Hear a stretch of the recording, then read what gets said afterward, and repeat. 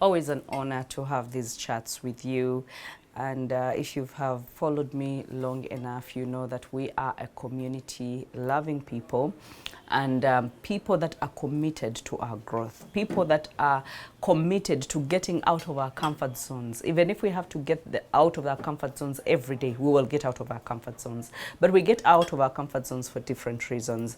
And today I just felt something on my heart that I have seen happen so many times, and I just pray that God gives me the wisdom to deliver this in the actuality or in the actual way that it is supposed to be delivered. We are living lives as and mostly as parents, we are living lives, we are pursuing dreams and pursuing visions, but there are some parents that have made it a habit that they are just not that ambitious, the discipline, that everything that they actually are doing, it is communicating something totally different. And that is why I gave this particular chat a theme, not even a theme, but just a saying that they will repeat you. Your children are going to repeat you louder. Louder, way louder. They are going to repeat the cycles. They are going to repeat the habits. They are going to repeat the disciplines. They are going to repeat everything that we talk about that makes people successful. Some of them, unfortunately, are inherited and passed down in the family lines.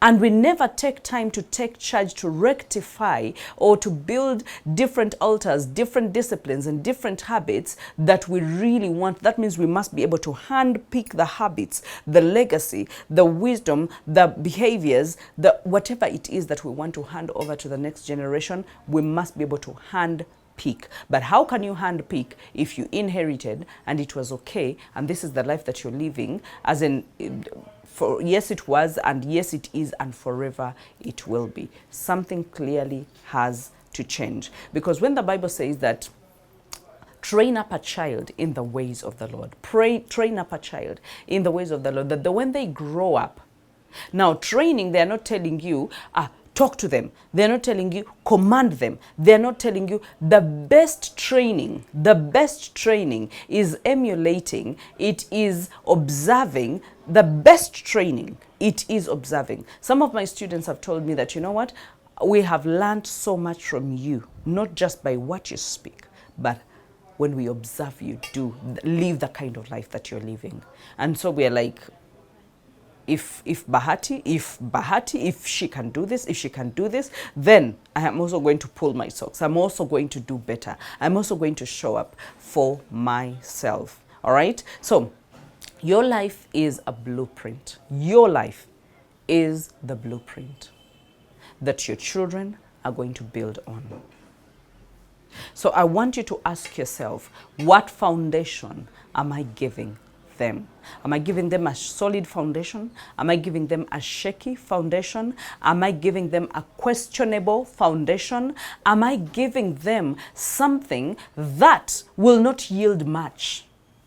Something that has no significance in it, something that has no importance in it, something that has no godliness in it? What exactly am I giving to them? So for me, this is more of a wake-up call to awareness so that we can be very intentional about the generation that we are bringing up. I want us to be very intentional about what it is that they are seeing, okay? What it is they are copying, and because that is how their lives, they're going to live their lives.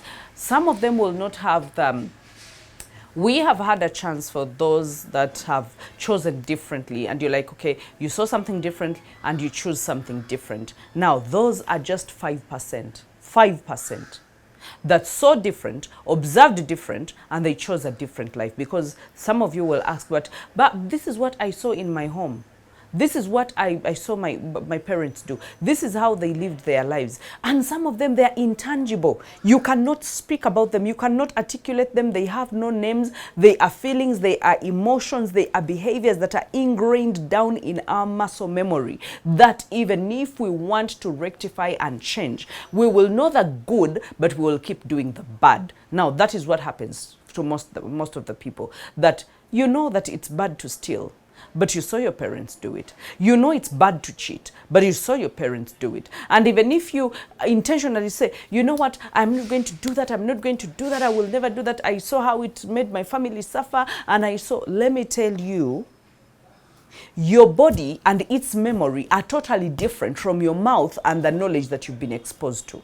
So this is what happens. I've seen people who have said, my father had many wives, and but that is not the way to go. This is a modern society. This is, and they say so much because they have gone for PhDs.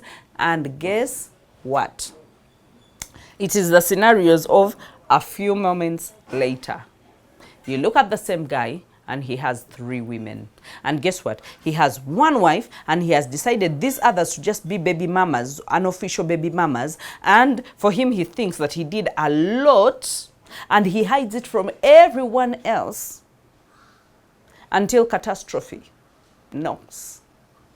And then the one that said, I will never do this, I will never do this. What happened? What was ingrained in their brain was bigger than what any motivational speaker could speak, was bigger than what any Englishman could say, was bigger than what religion could say, was bigger than anything else, because home is where everything starts. So I just want you to flight a spotlight on yourself, or a floodlight on yourself, to check yourself. Together with me, what I'm talking to me. There's so many things that I need to be intentional about. So we are on this learning journey together. But how we want our children to turn out is greatly impacted by how we live our lives. So your life is a blueprint. You're not just raising a child. No. You're raising someone's husband, you're raising someone's wife, you're raising someone's mother, you're raising someone's father, you are raising a worker, you're raising an employer, you're raising a manager, a director, you are raising. So their entire life, they are learning script by how you live. Not what you say, but how you live your life. That is the best script, because then it informs them. They think it's genuine, they think it's okay, they think that's the best that one can do, they think that is it. So that's how they end up being, if you're not intentional, you end up bringing up, just like I said, you're not just raising a child, you're raising someone's husband, you're raising someone's wife, you're raising someone's father. You're raising, and what they do in those positions is greatly impacted by the blueprint, and the blueprint is you, the mother and the father. And not just, I don't want you, the men, to say, it's the mother who are nurturers. It's the mother who are nurturers. No. The mother are nurturing, but you are providing leadership, you're providing priesthood, you're providing insight, you're providing vision, you're providing, as in you're protecting, you're professing, you're doing everything as a man, and these children are still saying. And they think, that's the best way to live ever. So there's so many times I've looked at my children emulate. And this particular chat that we are having is a chat I've had with my husband. And I'm like, whoa, okay. Because I have told them something different, do this, do this, do this, do this. But because they see me doing this, and for me at first it was about the phone. Yeah, because as parents, sometimes we go back with work. You go back with work. And for some of us, we work so much on our phones. We do our meetings, we do our emails, we do so that means when you go home, and instead of playing with them, giving them undivided attention, asking them how the day was, or doing, all that little talk, and letting them whisper to you and tell you all their conversations that have no legs and have no heads, especially if you have young children. Some of you have mature children. Yeah. And I'm like, okay, I have my phone, I'm working, I'm stealing some moments, I'm doing something, responding to an email, and then I put it down. And then, so I think they thought the phone is actually really, really, really more important. And So one time I remember we bought a home phone, but a home phone that has a screen. It can go on WhatsApp, it can go on what. And I remember my girl like personalizing it and saying that, you know what, this one is also mine. So everything that I'm going to be doing on this phone. Remember, it's a home phone. That means when we call, we want to talk to the house manager, we want to talk to, we can talk to the askari, we can talk to the nanny, we can talk. But for her, she was like, this is my phone. And so she even like customized it and put it, and then I would see every time, either she would come back from school or she's on the weekend, I think she's just pressing things endlessly. And so I was like, okay, now there has been a bad thing that has been happening for a very long time, and I need to rectify it. But I do not rectify it by telling her to put down the phone. I rectify it by having, creating more time with them and not just stealing. So demarcating my time and knowing this is where the phone ends, and this is where, unless it's an emergency, this is what I'm going to do. And so when I started practicing that, I saw things change. I had more conversations with them, and they played more. They had more. They would even come to just check on me. If they wanted to play, they would just come to check on me to see whether I am not, or to whether I'm not carried away. And if I'm not carried away, they think I'm still giving them their attention. So they just go freely and say, bye, I've gone to play, I'll come back and check on you. And sometimes I join them with their. So I was like, okay, now that means it is happening to, so I took the liberty to just do a research, to look around and see, and I was like, okay, the impact is actually really, really big. And if we are not careful as parents, a phone is a small thing. That is the smallest thing, okay? The smallest thing. Just imagine, and I know some of you know these things, if you're a yelling parent, you have seen your children yell. Some of us were brought up by yelling parents, as in our parents did not know anything else other than to raise their voice, and they were meaning well. They were not even meaning bad. And then we carried it as a habit. We carried it as a habit. Like it is so, what would I say? It's an innocent habit, But until you see it, and I had to check myself even on that front, because I grew up in a home where we speak loud, like we literally speak loud. My husband would tell me that, you're talking on phone, but it's like you're talking to cows. It's like you're talking to, that is how. Also, when you see me on pulpits, when you see me, clearly I am living my exact life because I'm always speaking, I'm always so loud. So I realized that I am so loud even when it comes to with my children. But how did I observe that? By seeing Ariella being loud with her brothers. And so every time she needed something to be put down, she was either screaming or yelling or on top of her voice, until I'm like, oh, no, that's not how we speak. And then I was like, okay, am I telling her to do different than what I am doing? I must be able to go back and rectify so that I am intentional. Every time I need to communicate, I need to be able to communicate in a way that is dignified, in a way that is respectful.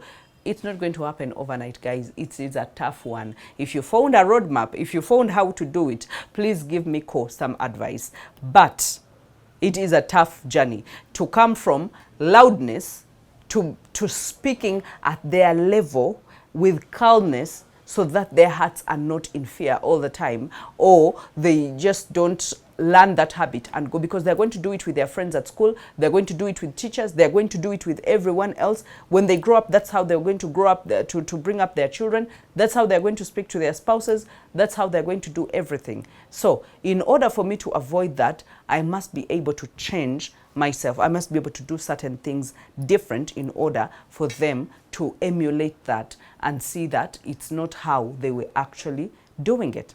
If it is prayer, there is no way you will tell me that you are a prayerless parent and your child is a prayerful parent.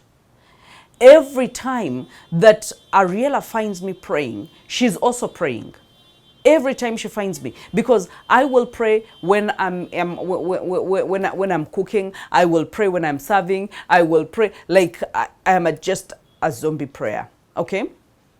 Not in a bad way, but every time I feel saying something to God, I will actually say it. So sometimes I'm packing their lunch boxes, I'm actually praying. Yeah. And so most of the time she'll be like, oh, mommy, can I pray with you? And she's praying. So I will not be surprised when she turns out to be quite a prayerful person. Why? Because she has seen me do that, and I've explained to her why I'm doing that. Yeah. So it's very hard to tell someone, oh, go to church, go to church, and yet you're not the one. But if they know that, by the way, every Sunday is actually a time for us to be in the house of the Lord, they will not even think twice. They will not even say, are we going? They will wake up and prepare themselves, because they know every Sunday is a time to actually go into the house of the Lord. So there's so many things. Your life is louder than your lectures. Your life is louder than your lectures. You can shout all you want. You can give instructions and command all you want. But your consistency speaks more than your confessions. When you repeatedly do something, yeah, it doesn't matter whether sporadically you say things that are different, but for as long as you're consistent with something, that's exactly what is actually ruling the day. Your children are not just listening with their ears. No, they are watching with their lives. And guess what? They are so soaked in. They are so, as in every tradition that you have is a tradition that they will eventually have.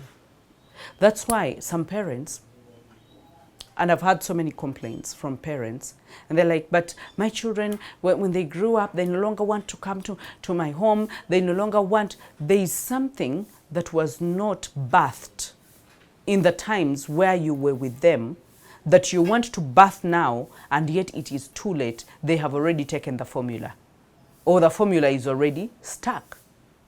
If you want to make it a habit for you to eat with your family, if you want to make it a habit for you to pray with your family, if you want to make it a habit for you to enjoy life with your family, it has to be now. It has to be now. For those of you that have younger children, for those of you that have a bit older children, yes, it's still possible. You can still recreate the channels, and you can still recreate their memory. You can still make them love certain things. But after they're out of your hands, it becomes so hard to mold them from their homes.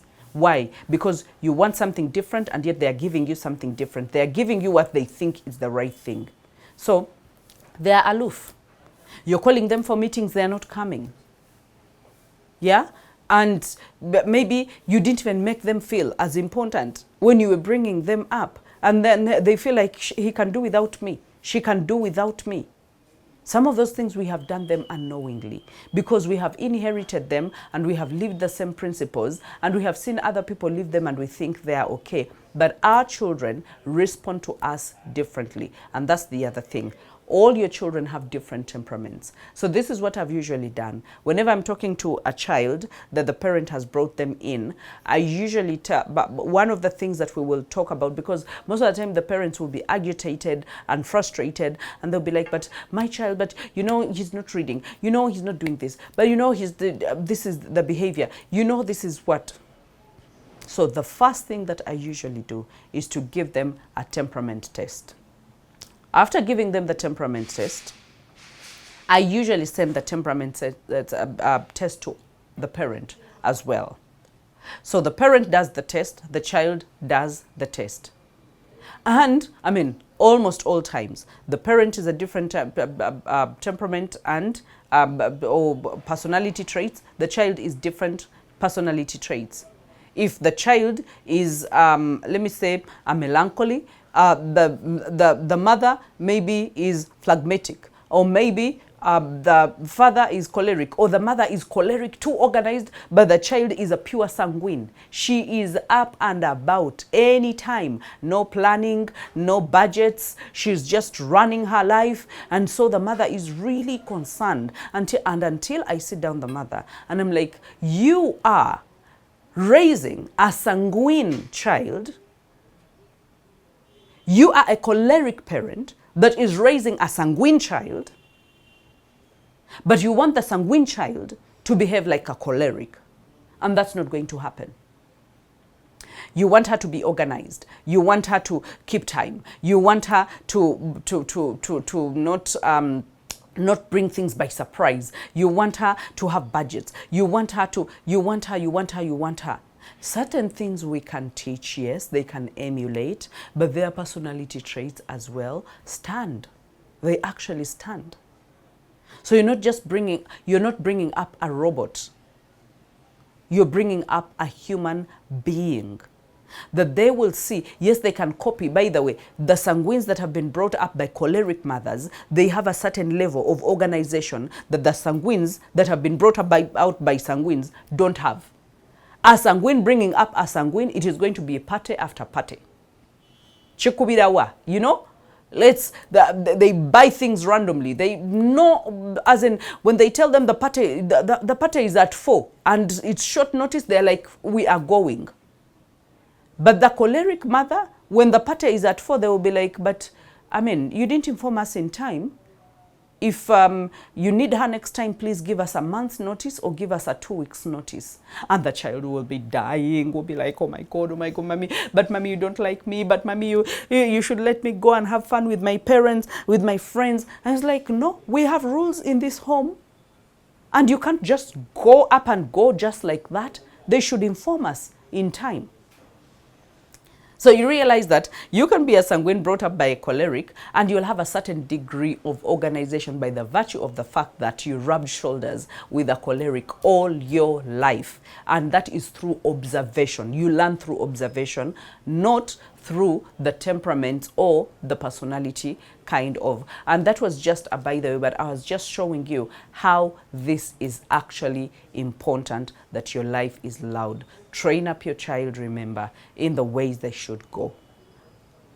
In the ways they should go. When they are old, they will not depart from them. They will know we are a welcoming family. They will know we are a hosting family. They know we are hospitable. They will, as in, some of those things never go away. If your mother was the kind that had so many people at home, you realize that sometimes you will find yourself actually doing it without even thinking. It's so effortless until someone actually points it out and is like, ah, but you always, keeping so many people at home and, you're always doing this. And for you, you are, as in, it's nothing. But for them, they find a problem because they think it's expensive. They think it's not going to give you peace. They think it's disturbing. But for you, you think different. Why? Because you grew up seeing it. So your children are not listening to what you preach. They are absorbing what you permit, what you tolerate, what you prioritize, and what you repeat. My goodness.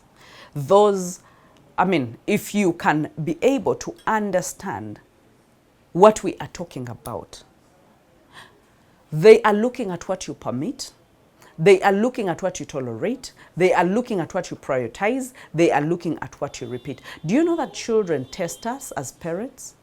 They will test you, even, by the way, and as little as 2 years, they will test you to see what you tolerate, what you repeat, what you accept, what you permit. They will. That is why they will throw tantrums. And then when they throw tantrums, you're giving them exactly what you said you will not give them. And they're like, ah. So they do it out of habit. Next time they ask in peace, they're like, but mommy, I want sweet. And then you're not giving it to them. And then they throw a tantrum. And they're like, give him the sweet, give him the sweet. They're like, ah. So now they study the patterns and they know that our mother, you have to throw a tantrum anytime. So every time they want something, they will throw a tantrum and they will get it.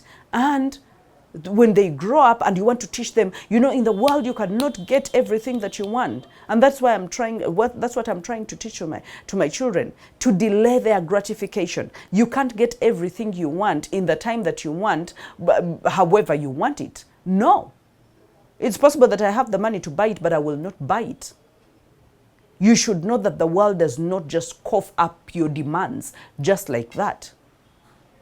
You want juice? That juice is for tomorrow. So take the water right now. And you're showing them that there will always be a different way. And you can take water, you can go and play. And I need you to have more water intake instead of taking so many sugary things.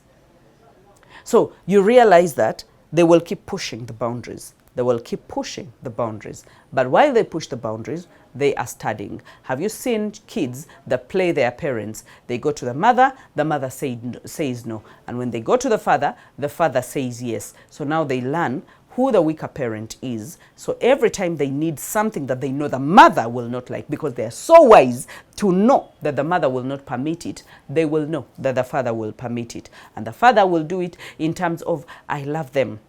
In terms of, so you're not on the same front as parents. And now they know, now it's a divide and rule. So they will divide you to make sure that they actually get what they want. So they're very intelligent people from childhood. And this generation is making it even worse. The rate of exposure and they know things. My children know things that I knew only when I was in secondary school, or when I was even after secondary school. And I'm like, how do they know these things?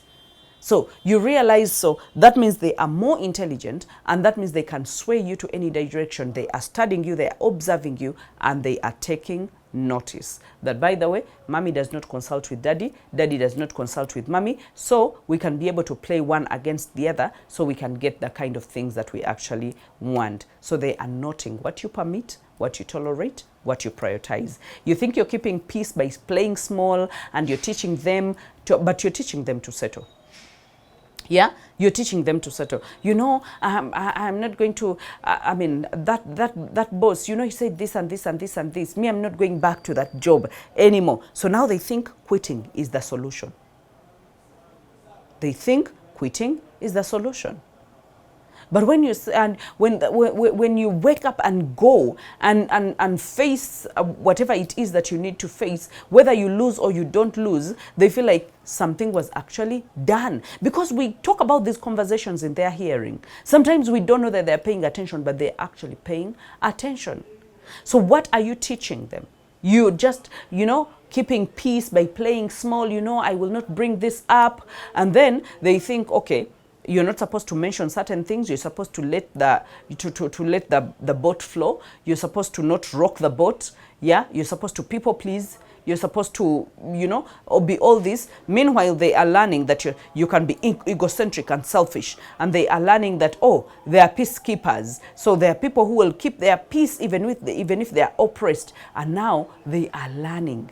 They are choosing what it is that they are going to reflect in their lives. And you will believe that you're busy avoiding disappointment by not dreaming big and all that, but you're actually guaranteeing their limitation. Yeah? You're actually guaranteeing their limitation. You're thinking that, I'm not going to look for another job. I'm just going to settle with these things here the way they are. And, there's nothing more I can do. And then when the woman tells you, look for a job, and you say, but you get it for me. You get it for me. Like you can't get it. I've seen it happen in some homes. You get it for me. And so the child learns that, by the way, you can just give up on yourself. You can just stop dreaming. You can just stop having a vision. You can just settle for where you are, even when it's not good, even when it is bothering, even when you can just settle for that. You are guaranteeing their limitations. This generation is full of parental blueprints that build prisons instead of building greatness. So I need you to check yourself. Are you one of those parents? Are you guaranteeing their limitations, or you're actually breaking the prisons and you are giving them a platform? Not just by speaking into them, no, but by acting on it. The reason as to why I learned to work hard at a very young age, I witnessed and I saw my mother, even in the state where she's not educated. She pursued personal growth like no man's business. She still pursues up to now. She would rather say, I don't, you know, the glasses, you know, the reading has become hard, you know, I have this condition, but let's rectify it because I must read my Bible, I must be able to read my notes, I must be able to do all these things. And, you know, the jobs that she took one after another to just make sure that she fends for us, to make sure that we have food on our plates, to make sure that we have clothes on our back. And so when I look at that, I'm like, you know what? You do not settle. It's never the end. There is always something you can do. There is always something you can do.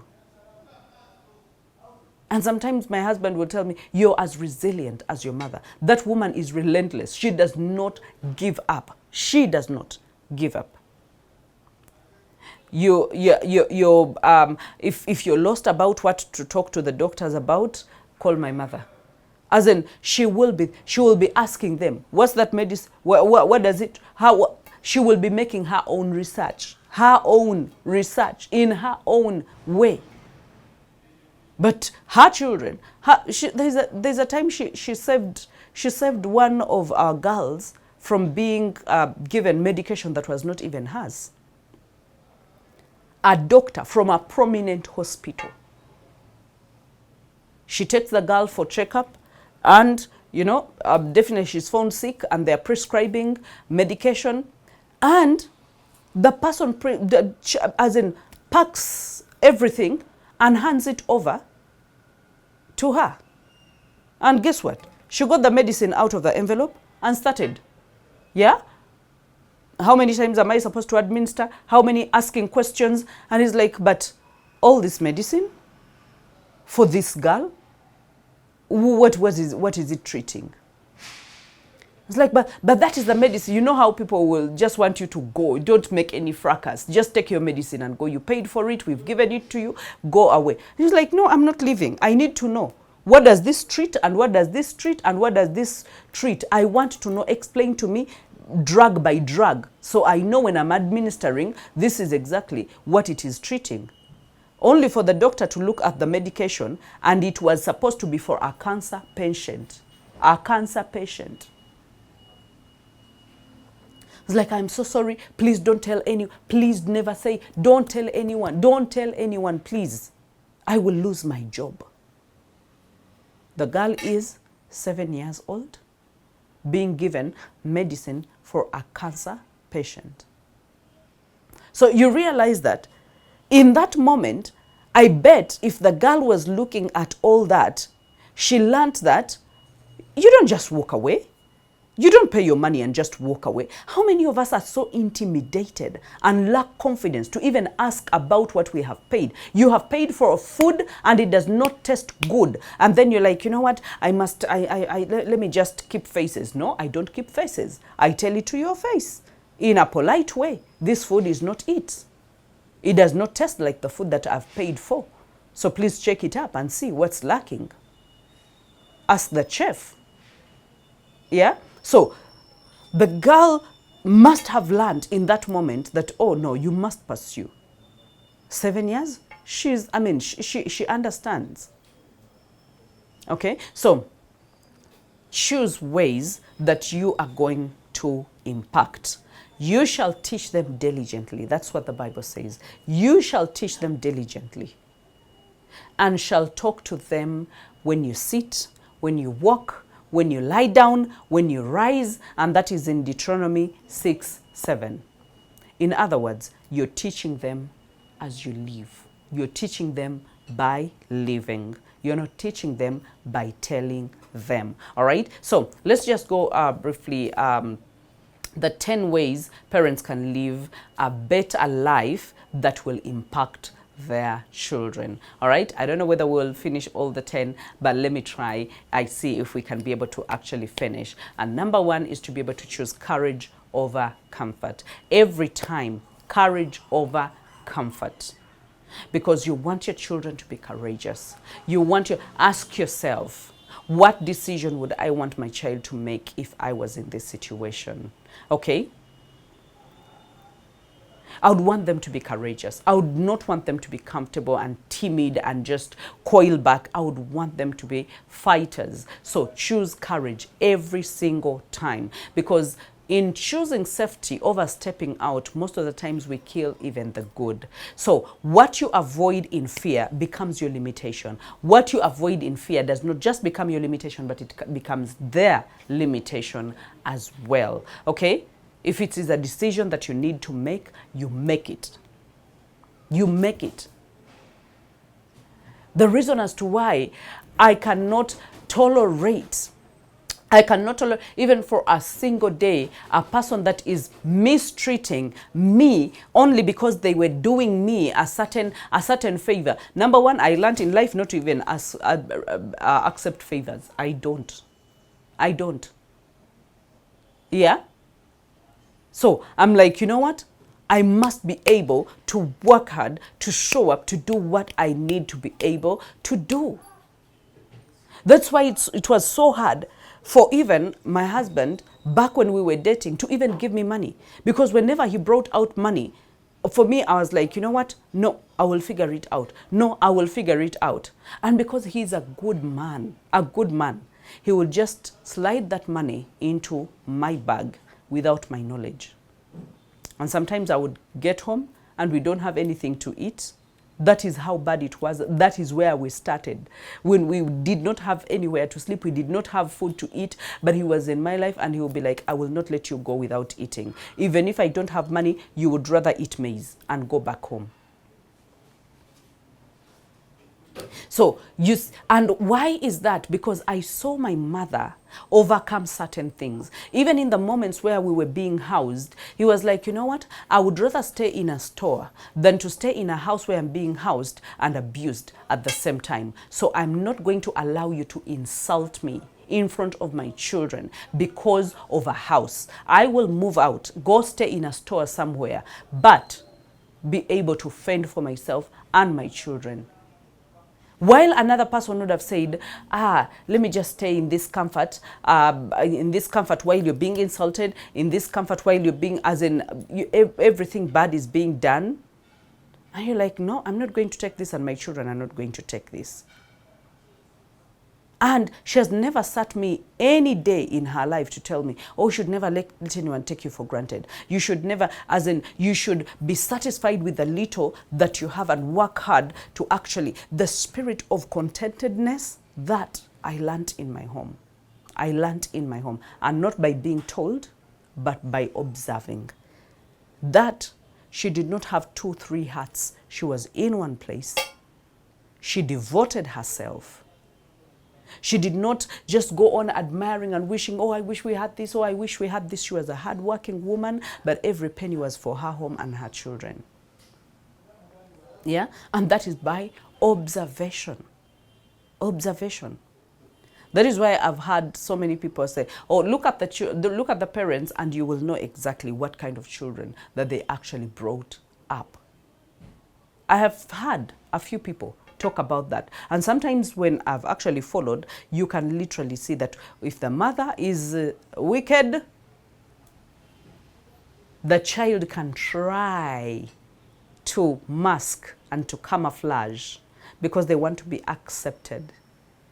But they carry the trait of wickedness as well, because it is so simple. They grew up seeing it, they ate it for breakfast, they slept with it, it is just that. The words that were spoken, everything, that even when they want to cut away from it, it becomes so hard. Sometimes it takes, just like the Bible says, some things do not go away without prayer and fasting. And for you that are generational curse breakers, you need to be able to soak yourself in prayer and fasting and say, on my own, I can't. I have tried, but I need a higher power to be able to overcome this. I need a higher power to be able to do better. And I know that we can actually do better. All right? The Bible says, be strong and courageous, for the Lord your God is with you. Courageous parents raise bold children. Courageous parents raise bold children. So your comfort zone is the most dangerous place to even bring up a child. Your comfort zone is the most dangerous place to bring up a child. Because forever, they are going to be addicted to comfort. And just like I said, it gets passed down again and again and again. And that is not working in anyone's favor. All right? So, number 2, live out loud. Don't just preach values, okay? Don't just preach values. Talking about faith, excellence, purpose, but not walking in it, it does not guarantee that your children are actually going to walk in it. They're going to listen to you, but they're going to do otherwise. When your children see you living a purposeful life, when your children live seeing you walking a journey of faith, when they see you walking a journey of excellence. Some of the things that I am, the reason as to why I do not take credit for it is because I know I have modeled after someone. Yeah? The spirit of excellence, that even when you don't have, even when you are poor, even when you are excellent, excellence does not mean that you need bigger things. Excellence is doing the best that you can with the resources that you have now, not just wishful thinking of I will do better tomorrow when I have this kind of money. No, it is utilizing the resources that you have to the best of your knowledge in the season that you're in with the resources that you actually have. Now, that's what my parents did. That's what my mother did. And so, if I'm living the life that I am right now, just like so many people tell me how I'm confident and how I love excellence, I don't think it is just out of the blue. I saw excellence being lived out even in poverty. I saw excellence being lived out even in nothingness. So it's easier to even do excellence when I'm in this kind of dispensation and this kind of dimension. Why? Because it was modeled for me. Parents, what are you modeling for your children? Your life is their first sermon. That's why so many pastors' children deviate. They go away because your mouth is saying something different, your actions are saying something different. Your mouth is saying something different, your values are saying something different. Your mouth is saying something different, your faith is saying something different, your purpose is saying something different. So when they fail to reconcile, that is where so many pastors' kids become so confused. So confused. How can you stand on the pulpit and preach about righteousness and preach about respecting others and being faithful in your marriage, and you are the same one walking away with women? So when they fail to reconcile that, adding that to the tears of their mothers and everything else, they're like, you know what? I don't think this is, this is the God that my mother and father have shown me, but my father has shown me that this God is not a God that is fit to be followed. So I'm just going to mind my own business. And sometimes until God meets them on their own, that is when they can come back on track. But that means the person that modeled righteousness for them, that modeled faith for them, that modeled values and purpose for them, modeled them the wrong way, and they failed to reconcile the two concepts, what they were told and what they are seeing. Okay, so talking about faith, excellence, and purpose, but not walking in it does not help. If you're a parent, it does not help. Your kids won't do what you say. They will become what you tolerate.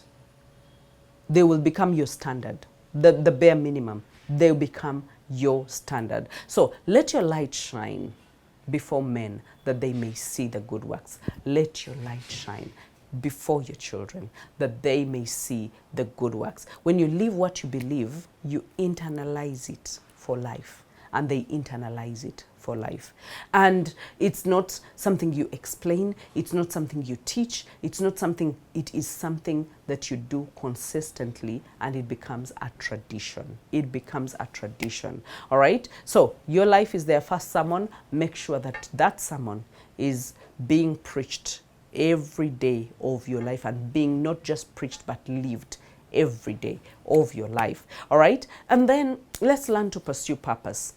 Not just provision, not just money, but pursue purpose. It gives you many more returns than just pursuing money. All right? Money can answer to purpose, but purpose cannot answer to money. So when you make it a habit as parent, because you can ask me, so what do I do? Pursue purpose. Walking endlessly but disconnected from calling, disconnected from who God created you to be, it's a bad scenario. It's a bad thing to actually behold, because you have no driving power. You have no center. You're not rooted in anything. If you gain money but lose yourself, your kids inherit emptiness. They inherit emptiness because money perishes, building perish, assets, they can be lost. But if you are centered in purpose and you teach them purpose and you show them purpose and you model what purpose means for them, that means you are setting them up to live life of fulfillment, life of satisfaction, life where they have significance, where they are relevant, where they are needed, where they wake up every day to serve. And that is the difference when you change their perspective to show them that this is purpose, this is a calling. So you can't just want to profit the whole world and lose your soul. No. Yeah?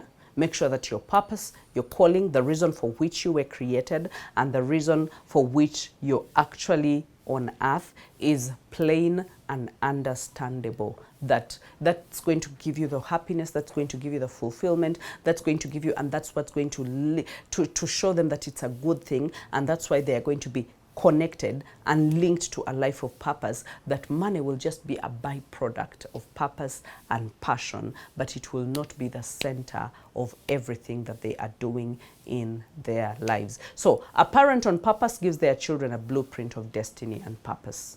That's for sure. That is for sure. And I think that is the best thing my mother did for me, to show me that she lived a life of purpose, and she brought me alongside her. There is no day she went to church and did not take me. There is no day she served and she did not let me serve. There is no day she sang and she did not let me sing. There is no day she preached and she did not let me preach. There is no day, as in she introduced me to purpose. And so when everything silences and everything fails, I still have my purpose. I still have my relevance. I still have the use. I still have the significance. And a person like that can bounce back from anything. A person like that does not just die easily, does not just give up easily on life. And that was purpose. I know there are so many other children that were shown money, and I think I usually talk about it. I saw so many other families that were well-to-do. Definitely you would admire them, but you will stop at admiring them and you would not even think further than that. I think in a way God blinded me to so many things, because if it were in this generation where you're just admiring people and wanting to live their lives and what, no, I wanted to live my life. I looked at them, they had whatever it is, but for some reason I did not want to be like them. Yeah, and I will tell you that most of them did not end well. They did not end well. So especially in this generation, if you're a parent that God has given you the means, okay, the means, that is not the most important thing. The most important thing is grounding your children in purpose, is grounding your children in godly principles, is grounding your children in the imperishable, the things that do not fade away. Heaven and earth will fade away, but his word will remain. Okay? Heaven and, as in, let everything fade away, but God will remain true. All right? So I want you to just go back and understand that they will remember your joy. They will remember your involvement. They will remember your wittiness. They will remember the chuckles and the laughter and all that. It's not just about the job. All right, it's not just about the job. I've seen parents that have made the job so important that their children grew up thinking the job is the only important thing in the world, and there's nothing else that is actually important. So they forfeited their homes, they forfeited their friends, they forfeited everything for a job, and they died miserable deaths. So you don't want to actually show that to your children. And then the other area that we should be able to work on is healing our wounds, so that we do not let our children inherit them. I know this is a sad one to talk about because so many of us are going through a lot of bitterness, a lot of past regrets, a lot of unspoken trauma, a lot of you were raped at some point, and you know, someone did you bad, someone betrayed you, someone, as in we carry all that in our hearts. Now, if you as parent, you are carrying that, you are creating an unsafe home. But not just an unsafe home. You're still creating a burden for your child because they're going to carry these things with them as they go along. Healing is a decision that you make, that I am actually going to go on a healing journey. I am going to meet so-and-so. I am going to speak to a counselor. I am going to pray about it. I'm going to fast about it. I am going to let go of everything that is not contributing to me right now. That happened in the past and it will stay in the past. My job is to forgive, and maybe I will not forget. From time to time it will sprout up and it will be a trigger, but I will still learn to silence my triggers so that I do not bleed on my children, on this generation, and yet I was hurt in the past generation. So you take an intentional healing journey to be able to be different so that your children can be different. Some children are carrying their parents' wounds. Yes. Because the moment you are wounded as a parent, every time you sit with a child, you're going to tell them about their wounds. And I will tell you, some of these things I speak and I actually reference, it just reminds me of my mother. Yeah? You know, because it's the first experience. It's the first experience. There is no single day where my mother has sat down or sat with any one of my siblings to even talk about how, you know, your father, you know this, you know that, to explain. No. And even when one of my parents wanted to bring me and just, you know, tell me about, you know, what is happening and what is happening, that is how I had the audacity to actually say, you know what? As old as I am, I still want to be a child. I don't want to be a parent to my parents. No, I want to be, by the way, I was very adamant. And I was like, I still want to be a child. I want to come to you with that innocence. I want to come to you with that freedom. But if every time I come to you and you are telling me about so-and-so did this, so-and-so did that, I get tired because I have burdens of my own to carry. I have things that I'm also struggling with. So every time I'm coming to you, telling me about your struggles, then I don't know how that is going to happen. I don't know how I am actually going to cope. I am failing here, so I actually need help. And I was so point blank about it. Why? Because I actually knew I needed the help, and the help could only be provided by the other person. All right. So what kind of life are you actually living? You as a parent, because it speaks volumes.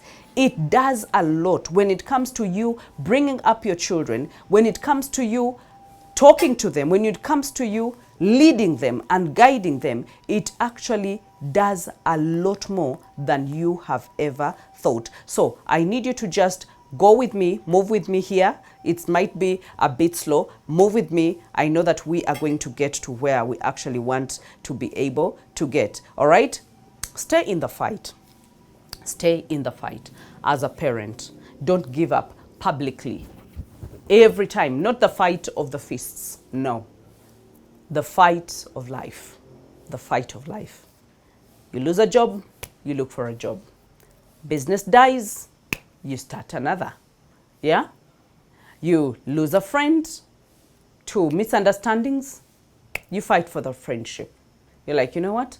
The years we've spent together are much more important than the battle that we are fighting. Can we put our egos down and put this behind us and continue as friends? Because we need each other. Yeah, the moment they see you, you know, when someone angers you at church and you're like, you know what, I've left the church, so you're going to move from church to church to church. You're teaching your child to be a church prostitute. You're like, whenever they annoy you, small like this, quit. Whenever, so stay in the fight. Stay in the fight. Are there times where you really have to leave? You must be sure that this is it, okay? That this is it, because wisdom also is knowing when to walk away. But if you're walking away from 1, 2, 3, 4, 5, 6 places, 7 places, you're the one with the problem. It's not the places you're walking away from that are actually the problem.